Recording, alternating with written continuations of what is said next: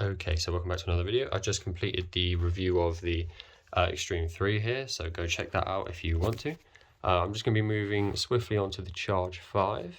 I've never had one of the JBL speakers in the Charge range before, so mainly I was excited to see what the, obviously the charging, how it charged your phone, seeing as that you'd think from the name is the main point of these speakers, I suppose.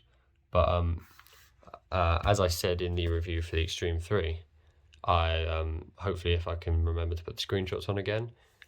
This said I plugged my phone into it on a 58% charge, and it said it would take 3 hours and 10 minutes ish to charge to full, which to be honest in this day and age is quite shocking, especially if you had Google Maps on or anything like that.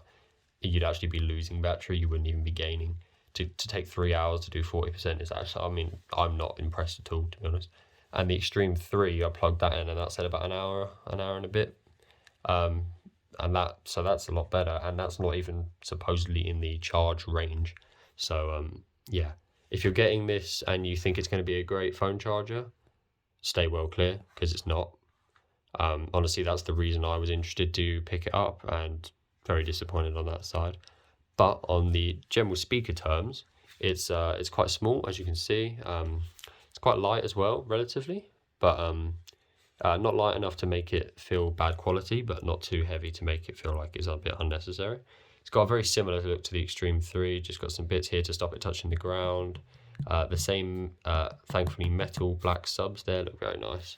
And the same new design of grip on the bottom, and the line charger, the line for the indicator of the charge, which, as I said, I don't prefer over the dot, but it does look a bit snazzier.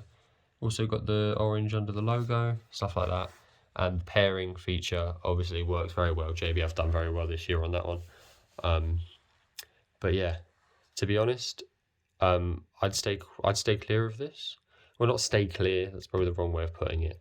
I just think the JBL Flip 5 might be a better go-to, seeing as it's about 80 quid cheaper than this, £8 cheaper, and it has pretty similar sound, but yeah, that's about it really.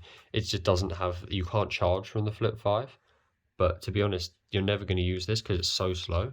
So the only difference between this and the Flip 5 is the charging feature, and this charging feature is so useless.